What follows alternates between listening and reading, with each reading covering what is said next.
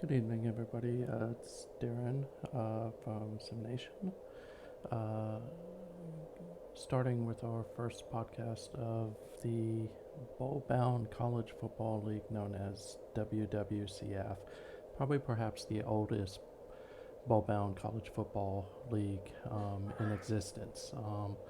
So, uh, Definitely want to talk a little bit about this league. This one's near and dear to my heart. It was actually one of the first leagues I ever joined. Originally started by the legend Mike Dills, who was the league commissioner for a long time. He was also one of the best coaches in the league.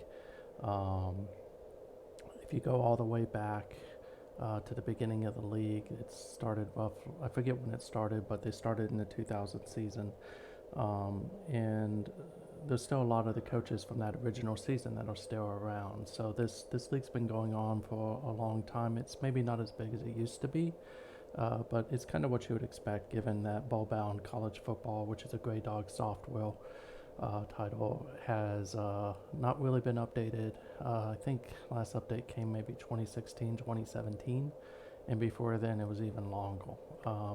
Still a great game. Still enjoy playing it. I know our other podcasts at SimNation have focused on the Draft Day College Sports Series titles from Wolverine Studios. But for me, this is the beginning of the Sim Football League for me. So, and WWCF will always have a near and dear place in my heart, as well as the one that we'll be previewing on Thursday, which will be the GDCFL, which is another bowl-bound college football league here at SimNation. Um, just general information on the league. The league runs on Tuesdays, Thursdays, and Saturdays. Again, it runs on bowl-bound college football from Grey Dog Software. And essentially, the concept is that you run the program, you fill out a whole bunch of different things inside of it, you export it, and then a commissioner like myself will import it in, run it, and then the actions will happen. Then they'll put it up on the side, and then you're able to download it and kind of rinse and repeat. If you're interested in the league, especially if you need a college football fix, really the two really good games out there, especially since EA doesn't do really the college football scene anymore. They are now, but would be this and Draft Day Sports. I would encourage you to look at both games. They're really good. Even though this game has been out for a long time, I will tell you from a simulation perspective, it's got a lot of good things. The developers did a great job with it. So check this out. Check out us at simnation.net or simnation.us. And this one is located at WWCF. So that's Whiskey Charlie Foxtrot .us Uniform Sierra. And if you're interested, just shoot me a note at SimNation or leave me a note here. I'll contact you and we'll get you added to the league. Without further ado, kind of want to go into it. I'll talk a little bit about the history of the league, and then really talk about where we're at right now. We're, of course, in the off season, working through recruiting. So I think there's a lot of storylines there already. I think we're in week 6 of a 10-week recruiting off season. But history-wise, there are a couple teams to kind of watch for, and I'll kind of show you that now. Very good title, like I mentioned, but when we go back and we look at past seasons, what you will notice is, actually, maybe a better way to do this is, we'll just go with this. From a history perspective, there are a lot of different, like I said before, we're on the 2039 season. I don't think I said that, but on the 2039 season, it started in 2000. We've had 39 seasons. Generally speaking, we do about 2 or 3 seasons a year. And if you kind of look back through time, There were a couple of different teams that will stand out to you. Some of those teams, including like the University of Maryland, Texas Tech, Texas, Rutgers, California, Ohio State, Florida. Um, I know I'm missing one in there that's probably pretty important. So, um, have really kind of dominated. I think some people would say Maryland has been the dominant force here. But started in 2000. In 2000, Florida won back-to-back titles in 2000 and 2001. And then LSU jumped out there in 2002. Oklahoma was a power early. They won the title in 2003 and then won it again in 2007, 2010, and 2013. Just when you think about the Sooners during that period, they were hands down one of the best teams, especially over the first 20 seasons.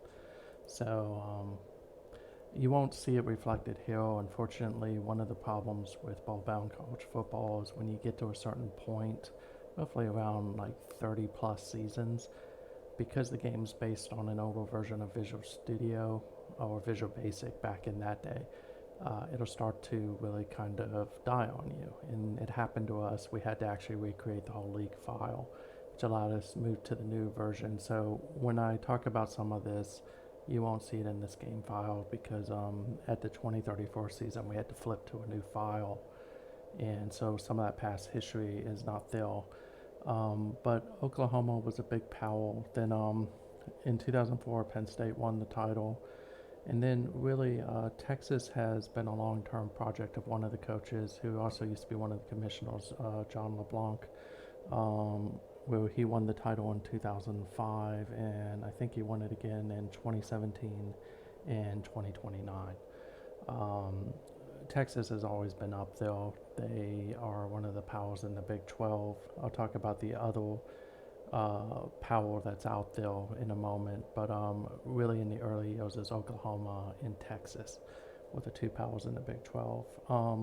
Cal was another one of those, or California was another one of those really dominant powers out there. And they did it over the course of two coaches. It's really one of the coaches.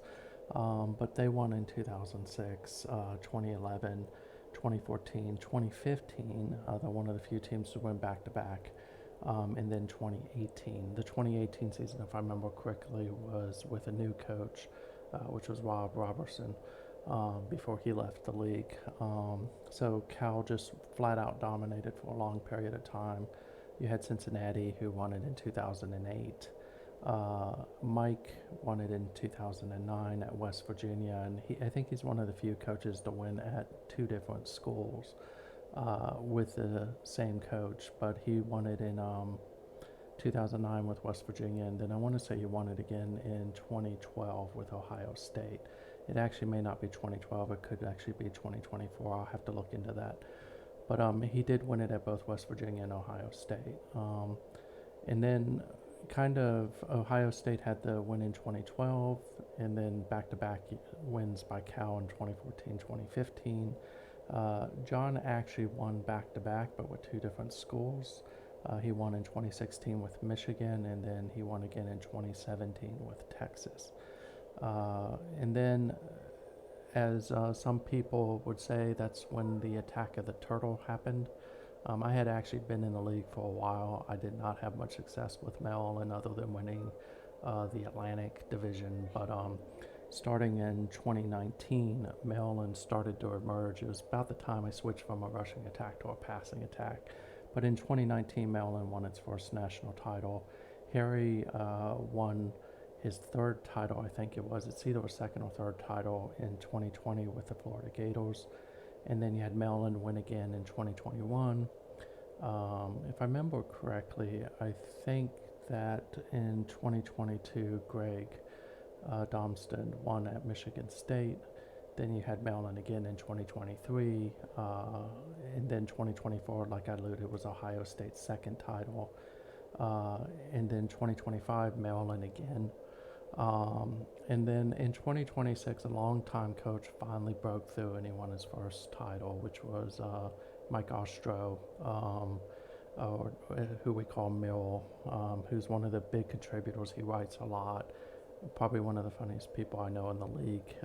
His stories on SimNations are legends.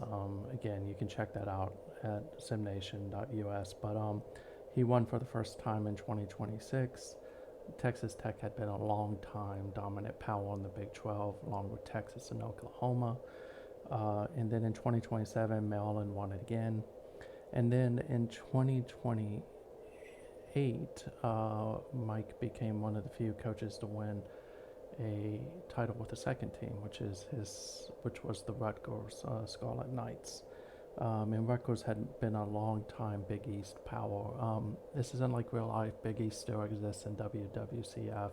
We don't have the AAC, and the other conferences like the Big East. It's just the Big East.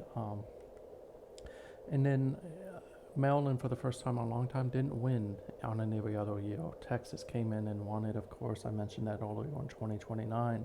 And then Maryland came back and won it in 2030. Then Texas Tech again in 2032 to give Mike his third title, second with Texas Tech. Maryland came back in 2033 and won it again. And then we had USC finally break through and make it in 2034, which is the first season, if I'm not mistaken, that I can actually show you this in the game file. So you see right here in 2034, there's a better way to look at this, and we'll just do it that way. So in the 2034 season, you had Mike Schmigo, who's another longtime coach. He won his first title at USC. If I remember correctly, Mike had coached at, I want to say it was either South Florida or one of those schools for a long time, and then he moved over. And then for the first time ever, in 2035 and 2036, Maryland won back-to-back titles. And then again, a common theme, Merrill won in probably what was one of the most heartbreaking losses for Maryland in 2037, where literally the all-star quarterback, who is one of the best in the league ever, was literally knocked out on the first play of the game, and Texas Tech just dominated that game. We just completed the 2038 season, in which Maryland got revenge and won the national title, where I believe they knocked out Texas. No, they knocked out Rutgers, if I remember correctly, but I'll look at that and make sure, because I will get some things wrong, because like you've noticed, I've had a lot of different games. So they knocked out Rutgers in the finals. That one maybe was not as close as it could have been, but I think that kind of gets you up to speed of where we are in the league. The traditional powers, if you look at it, is Maryland is probably the highest ranked prestige team. Texas Tech is up there, Rutgers is up there. You have Texas who is up there. Cincinnati is coming back, although they recently lost their coach. Florida is up there as well. So there's just a lot of good teams, but there's also a lot of good teams that are still open. But if you think about where we are at this point, and I'll just kind of talk about the different leagues, is in the ACC, Maryland's still in the ACC. We've never moved them. The Big Ten coaches will get mad if I even think about moving Maryland in there. ACC coaches probably want Maryland to move at this point. Just after all the stuff that has transpired with Maryland not sharing very well with others, the ACC title. But from a coaching perspective, the coaches in the ACC are largely Nigel at Florida State, Dave at Georgia Tech, myself at Maryland, Marcus at Miami, Max, a familiar name from the SNCFL, is at Navy. Virginia Tech is Harry, who's a longtime coach Virginia Tech and Maryland are the traditional powers. So Maryland in the Atlantic, Virginia Tech in the coastal. Over the last few seasons, Harry has dropped off a little bit. It comes with getting married. It's kind of hard to stay on top of things, especially when you're newlywed in this league. But also with the emergence of both Marcus and Dave at Georgia Tech and Miami, respectively, I think they've started to put a challenge out there to just a general trivia question. Answer the last team to win the Atlantic, other than Maryland, and Maryland has won it, I think, every year since like 2010 or 2011, was Florida State with Nigel. And for a lower prestige team, Nigel does a great job with keeping Florida State in it every year. When we look at the Big East, the powers in the Big East really are Rutgers. In the North, with Marshall challenging them pretty consistently. And Marshall, of course, is coached by Mike Deals, whereas Rutgers is coached by Mike Ostro. And then if you go on to the other side in the South, you have Rob at South Florida.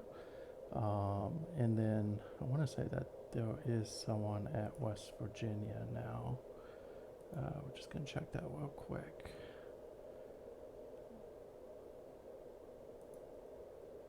No, that was not. Leroy Wilkins would be a computer coach. Actually, I still don't think that's right. Check that out here real quick.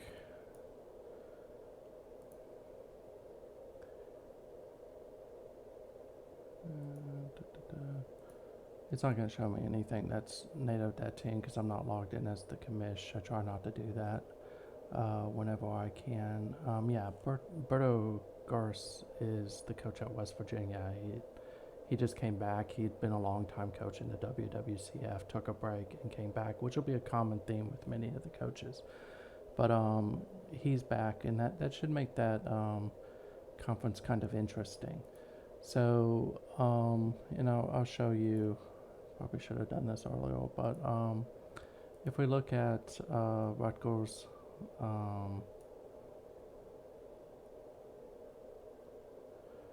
what you'll notice real quick is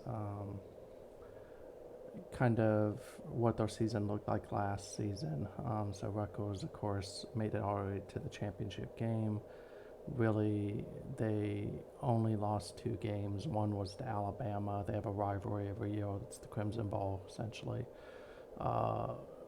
where they go against Tim, who's at Alabama, every season. And the only 2 losses were to Alabama and Maryland. Mike has stepped away a little bit at Marshall. He did a really good job of getting them back there.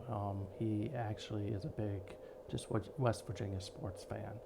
But Marshall's still doing pretty well over there, despite him not being there. And then, of course, you have Rob at South Florida. And Rob has them up pretty high as well. They were 10-3 last season, with really their main losses coming to Cincinnati, which was Rick Sullivan, and then East Carolina and Troy. One of the things about bowl bound, it's not uncommon to lose to the CPU in bowl bound. In fact, it happens quite a bit.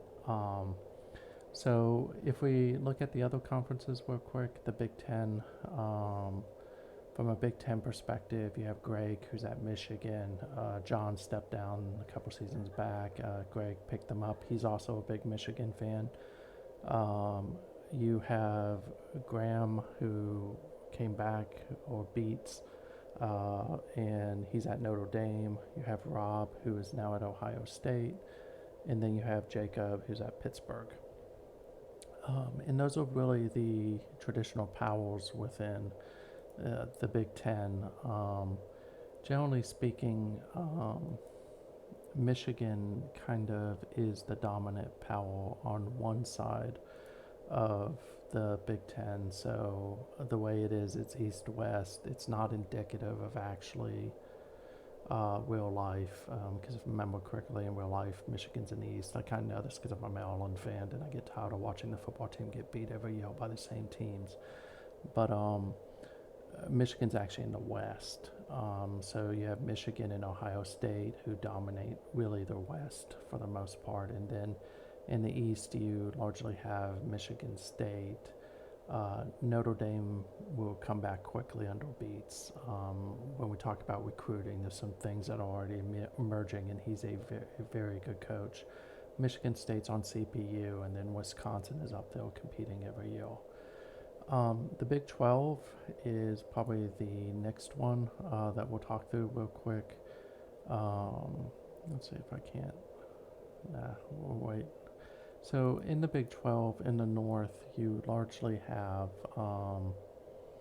you have me at Baylor, you have Greg at Oklahoma, and that's really the two big teams in the North right now. Baylor, of course, is an emerging trend. They've won the title there a couple times. Generally speaking, Baylor and Oklahoma get into the championship game, and then normally lose to the winner of the South. But both teams have been doing well. As you can see, Baylor won 10 games last season. They lost a couple games they probably shouldn't have. Their traditional rival used to be North Texas, which was for a long time led by Danny Z.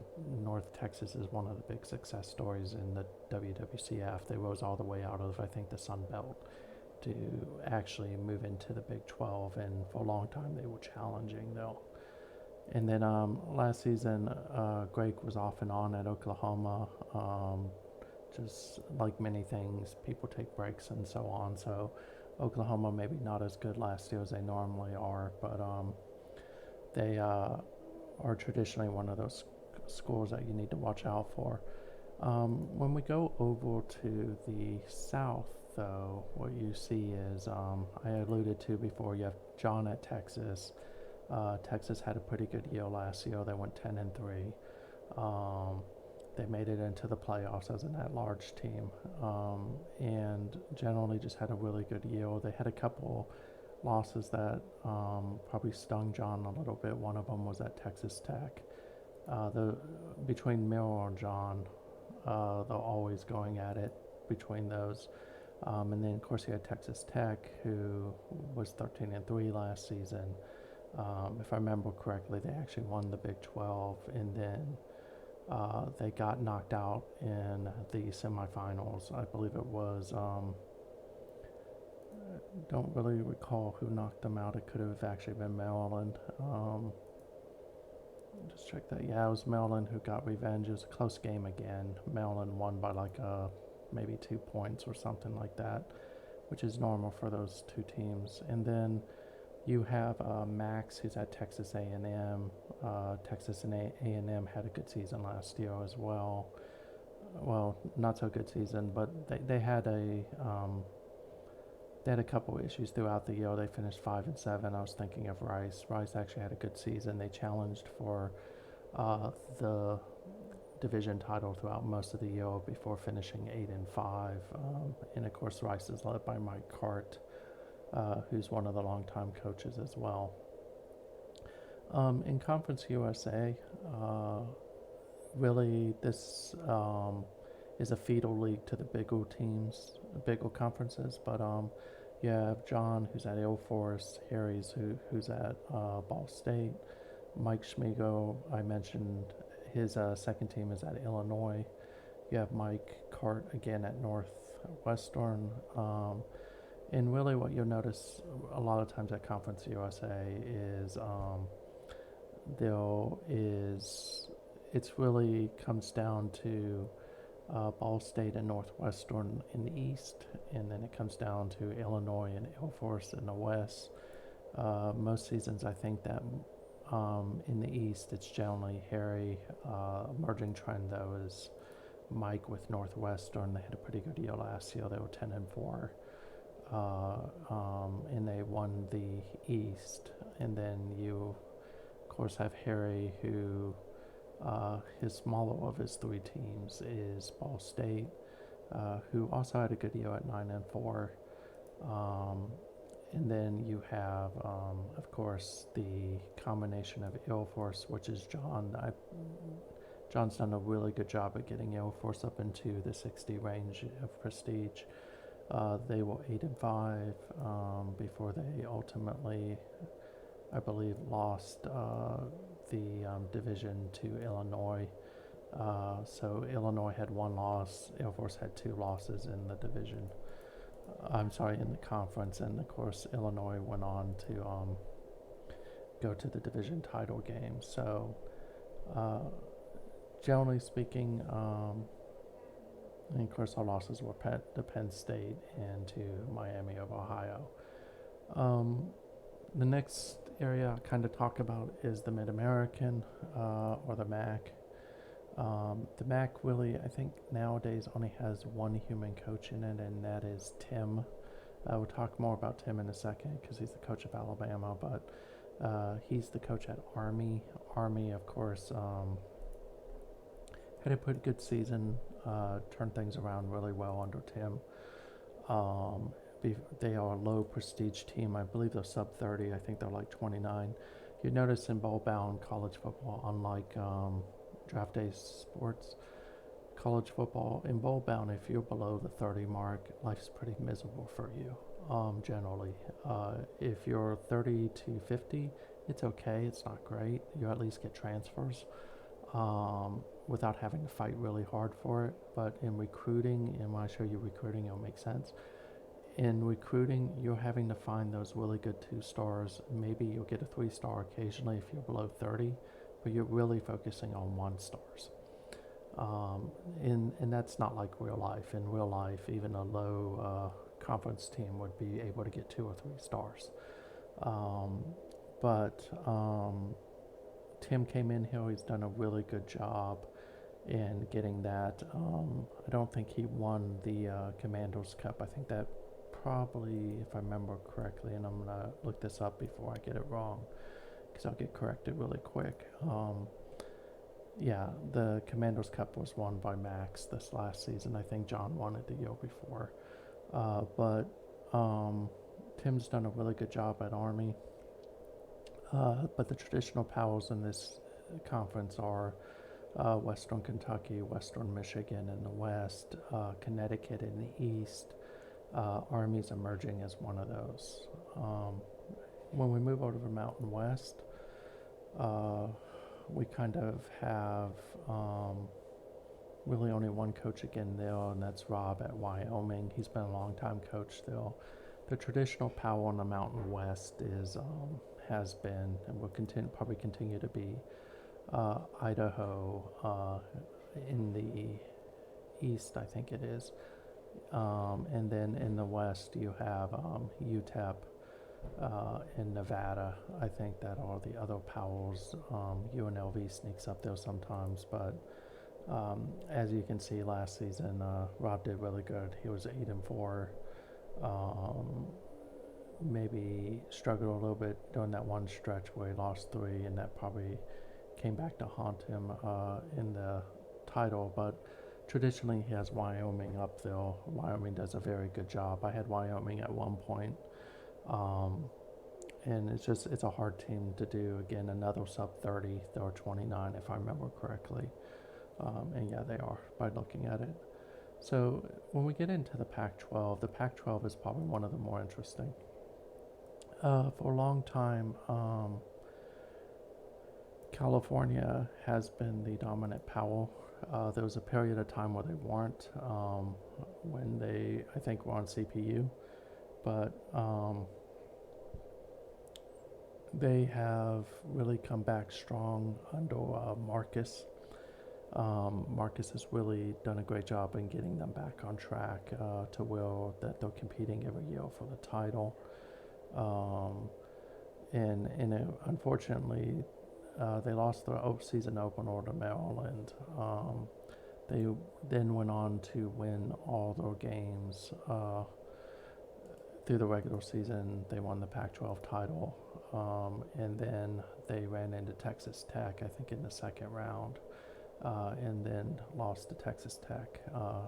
But it was one of those where he's just Marcus has done a phenomenal job, though. The other team to watch for in this regard would have been Oregon, but Oregon, I think, was coached by Rick. Rick stepped out of BBCF to focus on the SNCFL. So we'll see how that pans out. Beats may sneak back in, though. He was a longtime coach at Oregon. But what we also have is, on the opposite side, is we have USC.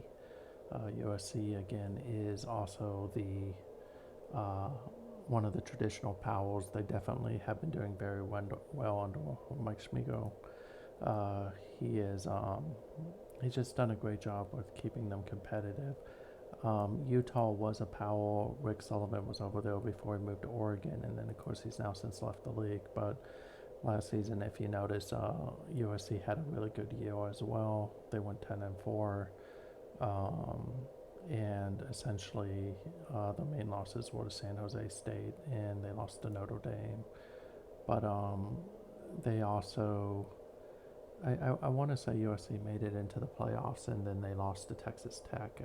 Tech just ran through the first couple rounds, essentially knocking out the Pac-12 before they ran into Maryland, and then they themselves got knocked out. When we talk about the SEC, in the East, it really is we have four human coaches though. At Georgia, you have Max again. You have Harry at Florida. You have Greg at Tennessee, and then you have me with my third team at South Carolina. The two traditional Powells here are Georgia and Florida. They do get out every year. Last season, I do believe that it was Max that got the better of Harry. And of course they went 10-4 last season, and just had a really good year. And then Harry came in second at Florida, and they were 11-3. If I remember correctly, Florida made it into the playoffs and was one of the victims of Rutgers on their march to the finals. I'm trying to remember. I do believe Georgia was in there, and I could be wrong on that, but I know Georgia finished number 2 in the rankings last season. I'll have to go back and I'll have to look at that. But Tennessee had a pretty good year last year as well. Kind of a 45 prestige team, which means that they're good but not great. But Greg did a good job in getting them turned around. And then, of course, you have South Carolina, who is the worst prestige team right now, I think, in the SEC. They're back up to 41, but their thing is they make it in the playoffs every year with 5 wins, which that really wouldn't happen in real life. But you know what? When you're used to losing as many seasons as they have, you're kind of used to it, and they've come back and done that pretty well. Mississippi is coached by Delbert. Mississippi has been a long time Powell in the SEC. They went dormant for a little bit after their coach left, about maybe 5-6 seasons ago. Delbert's come in. I think he's in his 2nd season now, and he's done a really good job of turning around. LSU is, of course, John. Alabama is Tim, and I think that's it for the human coaches. So if I miss someone, we have Jeff at Auburn. Sorry, Jeff, I almost forgot you though. But last season, Mississippi kind of did a really good job with having a strong season, and they managed to take the West title. I'm trying to remember if they made it into the playoffs or not. I want to say that they did. Yeah, they did. Before they were knocked out by Oregon. And then you had LSU, who had a good year behind John. John's done a really good job of getting LSU turned around. So that was a very strong season for him. We're 6-7. But that's a vast improvement than what they have been doing for quite some time. And then, of course, you have Alabama, who had a little bit of a setback last year. Alabama normally is the one who competes for the title. They were 8-5 for Alabama. That would be a setback.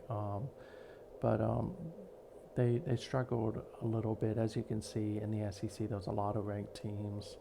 It's a very tough gauntlet to go through. Their marquee win, of course, would be against Rutgers. And then we'll round this out with the Sun Belt.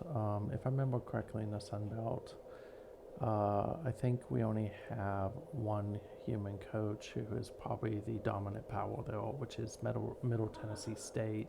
That's Mike Cart. SMU is in the West, is the other power.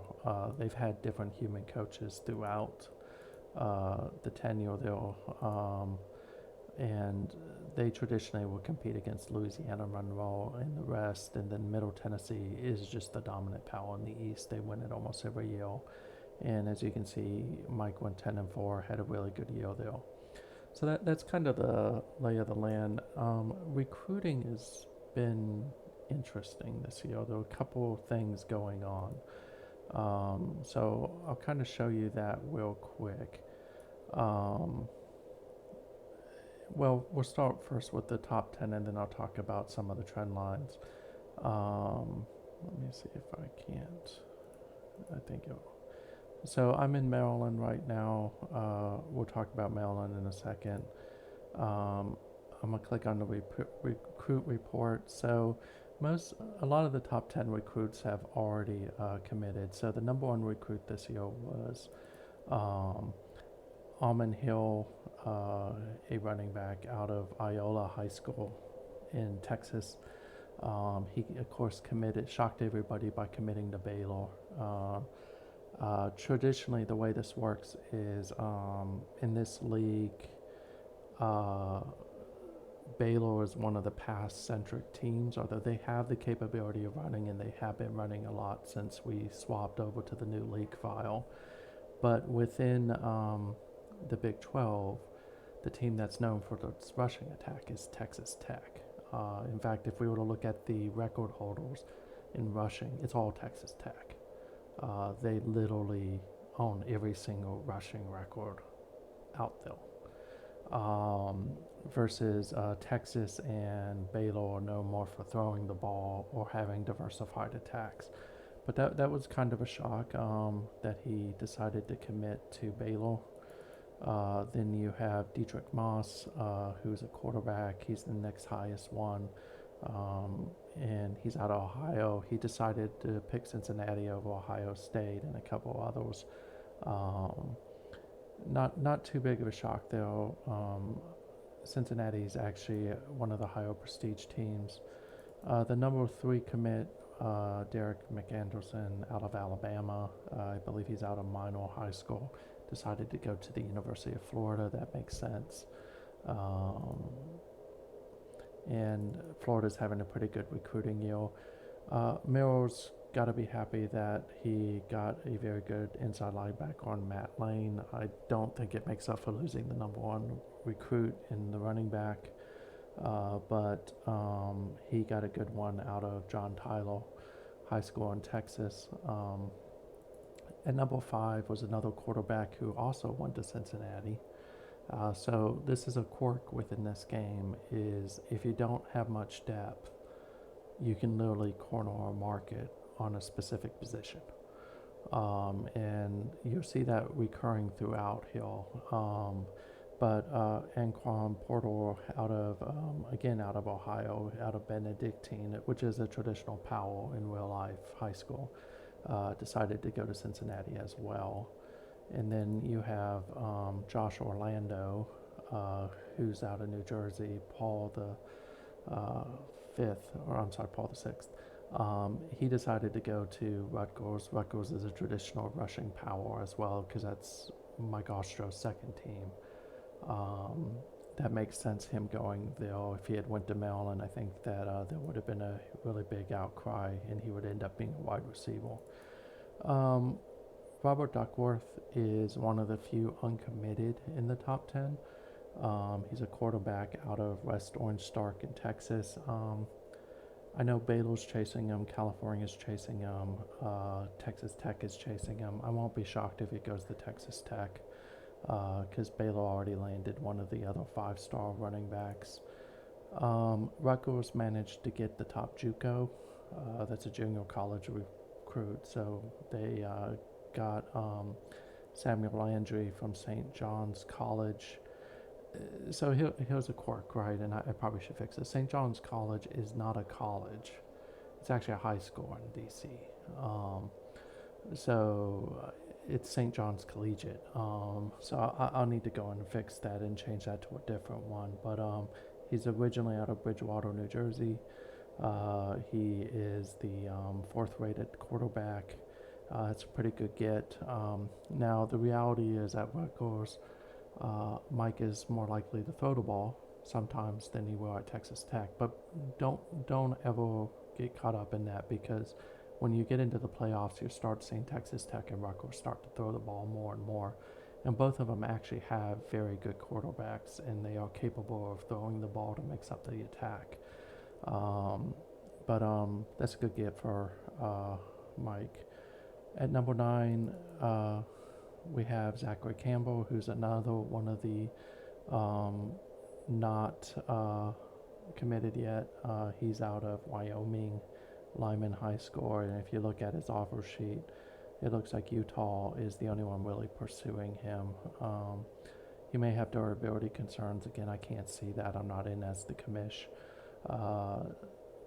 He definitely doesn't have grade issues, so that's a good thing. And I'll talk about that in a second. The last of the top 10 is another JUCO, who is Thomas Burks out of Joliet Junior College in Illinois, originally out of Michigan. He's a defensive end, and he decided to go play for Cal. So that's your top 10. Now, you won't be able to see it in this view, unfortunately, but there's some squirreliness happening this year, and it's really weird. I don't think I've ever seen some of this before in a while. And the moment I started to see emerge, I've been checking the league file for corruption every week, but there is no corruption. It's just a strange recruiting cycle. And I think what makes this strange is this is one of the few years where Maryland has a lot of scholarships. So in the Atlantic East, literally, I think that you have to get to like maybe the 12th or 13th recruit in the East. All the recruits have either signed with Rutgers or Maryland in the top 10. So I think Rutgers, if I remember correctly, has like 4, and then Maryland has 9, and then I think Wake has the 10th best. So Rutgers and Maryland are dominating. If you look at Maryland, you quickly can see they've brought in a good running back. He will actually be a running back. The joke with Maryland is if Maryland gets a running back who's a 5-star, they become a 5-star wide receiver. He's just too big to move over to wide receiver. They got the nation's #1 defensive tackle. They got a really good 4-star cornerback. And then you also see that they have a center and then a defensive end. So they're doing a really good job this year. Unlike real life, generally speaking, I think a 5-star is the top 45 or something like that, or top 55, something like that, is the 5-star population, and everything else is a 4-star after that, of course, until you get to the 3 stars. You never see a case where there'd be a 118th ranked 5-star. And part of that also is the fog of war within this game. So it's quite possible he's not a 5-star. I haven't looked at him in detail. But if you look at Rutgers, let's find Rutgers Hill. And I can look at this without switching the file. You notice right off bat that they've got the 2 top 10 recruits. They've got, that I mentioned before, and then they have 2 more 5-stars and a free safety, Bobby Whaley out of Uniondale, John Carter out of Northmore High School in North Carolina. Um, so defense seems to be the key there, along with Maryland, where I think both teams are reloading their defenses this season. But those are some good gets for Mike. Virginia Tech is a little shocking. I kind of expected more recruits, but don't let that fool you. Probably one of the best coaches in the league is Harry, and doesn't matter whether it's 3 or 4 or 5 star, he's gonna get the most out of that teams. But that's kind of his commit so far. I think the challenge is before I say it, let's just look here real quick. Yeah, he doesn't have the depth I would expect, but I mean, he's still, that's a pretty good roster, which may be one of the reasons why some of the teams aren't moving over to him. He only had 11 scholarships in general, it looks like. Actually, it's probably more than that, but so that may be one of the reasons why Virginia Tech doesn't have as many recruits. Pittsburgh is inside this region as well in general, even though they play out of the Big Ten. Didn't mean Penn State, I meant Pittsburgh. If we look at our team commits, they've got 2 4-stars, defensive tackle and offensive tackle, so that'll bode well for Jacob. Jacob is really good at getting the most out of the 3-star, 4-star population. So I don't expect anything there. In the Southeast, the story's really going to be Florida, Georgia, and Alabama. I think the top recruit we already talked about was McAnderson, who went to Florida. I think Georgia has 2 of the next top recruits that have signed, a cornerback and a wide receiver, if I remember correctly. And we'll take a look at that real quick. But Florida is a traditional power, like I mentioned earlier. They may only have 2 recruits signed, but they're both 5 stars and they're both 10 potentials. That offensive guard, Jeffrey McDougal, is probably going to be really good because he's already got a current of 8. That may not actually be what it is. Again, fog of war, but 8 out of 10, the guy's just going to probably maul people. Harry's got to be a little bit happy with that. And then, of course, we have Georgia, where if you notice, just all straight up potential 10. So that's a really good haul so far. 4 or 5 stars. Led 2 number 1s at their position. So Jermichael Fulton and Billy Mathis are number 1 ranked at the cornerback and wide receiver.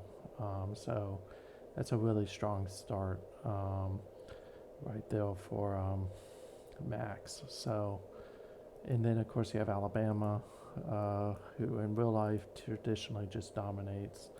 But again, what you notice here is they have 2 5-stars, a bunch of 4 stars. Their class is really led by the number 1 free safety, and then they have a really good defensive end. So the Southeast is kind of going there. One thing that's a little shocking is the presence of Troy. Yes, Troy. Normally, Troy's not up there, and of course, Troy's out of the Big East in this because we move teams around. But when you look at Troy, they already have 2 5-stars, and they're a 65 prestige. That's not common. But that's, I think, if I remember correctly, Troy is actually CPU or HAL driven. But that's a really good start for them, and they got a 5-star quarterback out of Florida and a outside linebacker. So good job with Troy. Midwest is another one of those things that's squirrely. Now, I want to caveat, some of the squirreliness with the Midwest has to do with Greg stepped away for a little bit due to computer issues at Michigan. When Michigan is being recruited by the CPU, they don't do as well. If Greg had been there, I don't expect to see what we're about to see with it. Well, Cincinnati has 3 of the top 4. We kind of talked about that a little bit earlier, and that largely was driven by Rick before he left Cincinnati. So you notice that they've got two of the top quarterbacks. They have a 5-star center, a 5-star offensive tackle, a 5-star free safety. They've got two potential tens, a bunch of one or two ranked people. So that's a very strong class for them.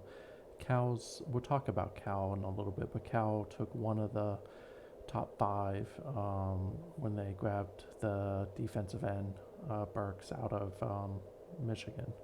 And then, of course, you have Michigan, who, since Greg has fixed his issue, should be able to make some dent here. But the damage may have already been done with the top recruits in the Midwest all moving to some other teams. Ball State, normally would not expect to see them here in real life, but when you look at Ball State, you have them with a 5-star and a bunch of 4-stars. This is Harry's third team, so that's not a shock. Harry is a very capable recruiter.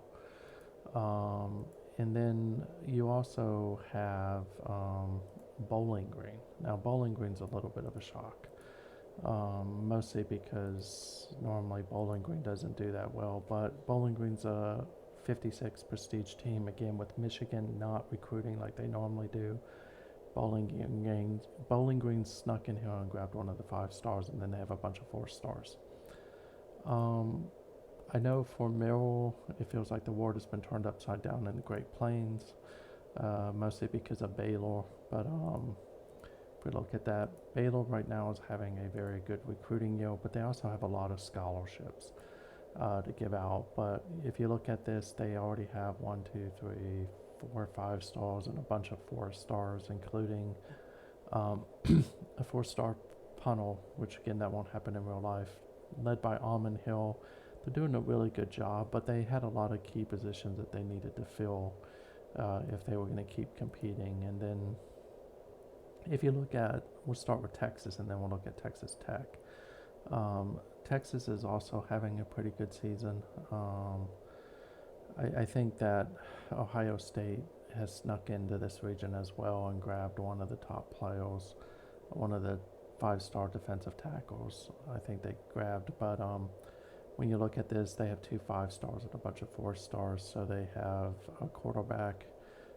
John does like to throw the ball, so that'll help. You have an offensive tackle, JUCO, who's the other 5-star. So it's a pretty strong start for John. And then, of course, you have Texas Tech, which they started slow, but now they're starting to gather some steam. They have 3 5-stars and a bunch of 4-stars. Matt Lane is someone to keep an eye on. I think he'll do really good. Rice is, I think, having a decent go at it. Check Texas A&M since they're another one of the teams. Oklahoma, again, isn't showing up quite as much, but that's again because they've been on CPU.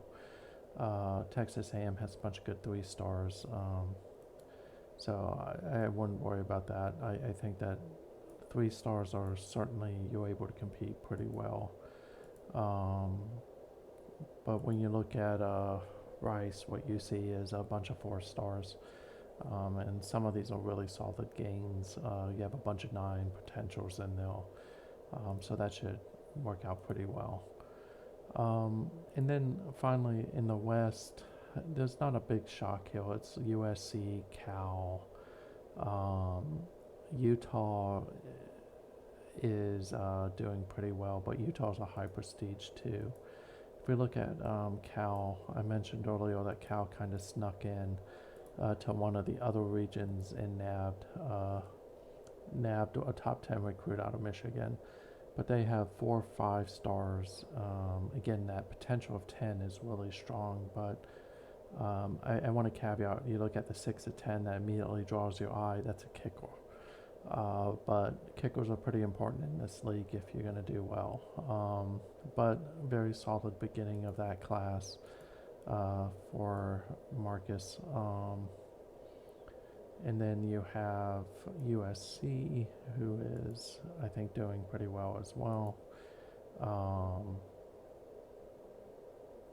they have 2 5 stars and then all 4 stars after that. And when you look at it, you notice a common trend of the all 8 and 9s. Traditionally, anyone who's a 4 or 5 in current will translate upwards well if you do your training camp well. But I think USC is having a pretty solid season as well. So it's too early to tell who's going to be the number one rated team. I think what you're starting to see is some trend lines emerge. I think Maryland has a good chance at it. I think Rutgers has a good chance at it as well. Since we flipped the file, and I may have a chance to go in and look at this in a second. Since we flipped the file, the best recruiting point-wise is Texas Tech, and that was back in the 2036 season. They had 23, they grabbed 10 5 stars. From an average star perspective, the best one was Georgia back in 2036 as well. They had 16, but they averaged a 4.4. So I think it'll be interesting to see how it balances out. I think it's going to come down to Maryland and Rutgers. California can sneak in there. I think that you could see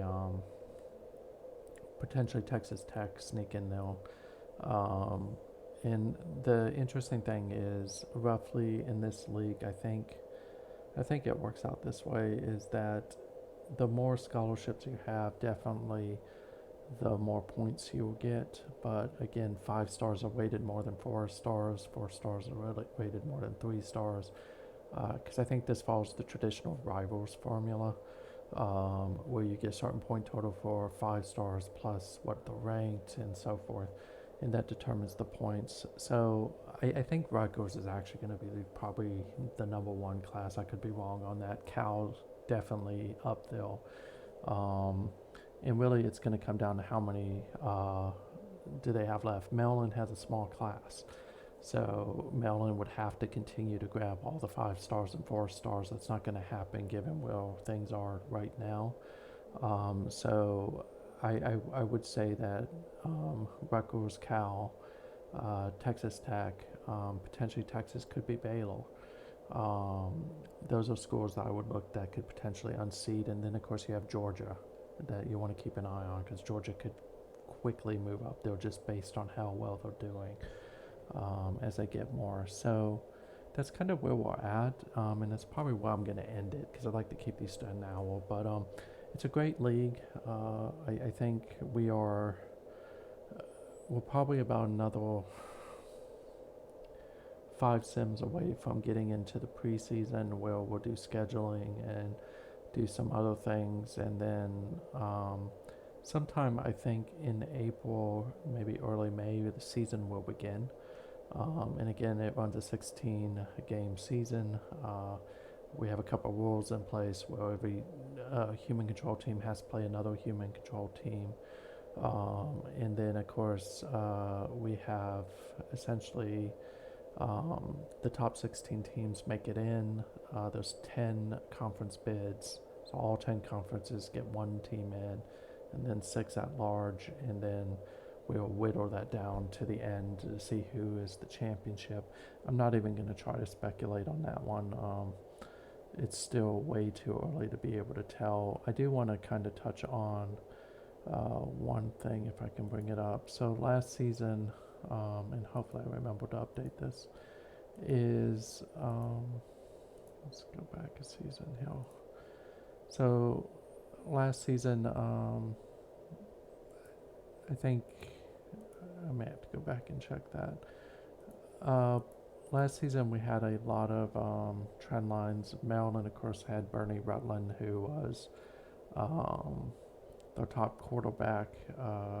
One of the top running backs was Eric Jackson out of Texas, although I don't think he won the Doak Walker. Yeah, it was Theo Shepard out of Texas Tech.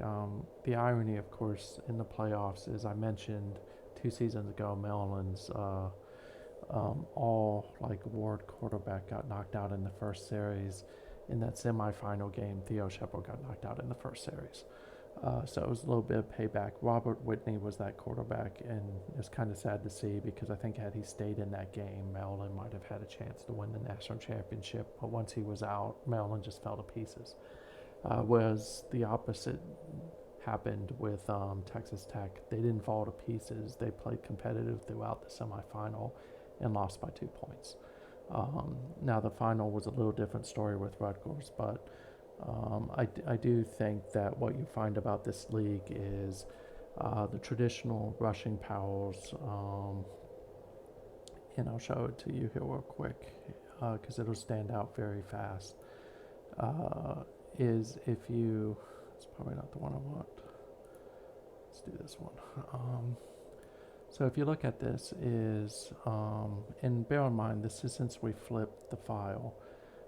Texas Tech has the leading passer. Maryland is up there, but not since we flipped the league file. If you go back before this, it's all Maryland who's rated at the top in every single category. I don't think Rutland graduated, so he won't show up on this list just yet. Yeah, I don't see him on there, but it doesn't matter. So, but when you look at rushing, I don't think much has changed since we flipped the file. Is Shepard, of course, is one of the big ones.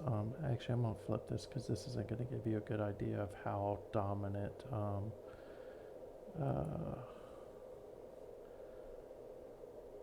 Let me see how. I don't think I'm gonna be able to see it that way. I'll show it on a future sim, but traditionally Texas Tech is the nation's leading rushing attack. If they're not the leading rushing attack, they normally have the leading rusher. Shepard is a unique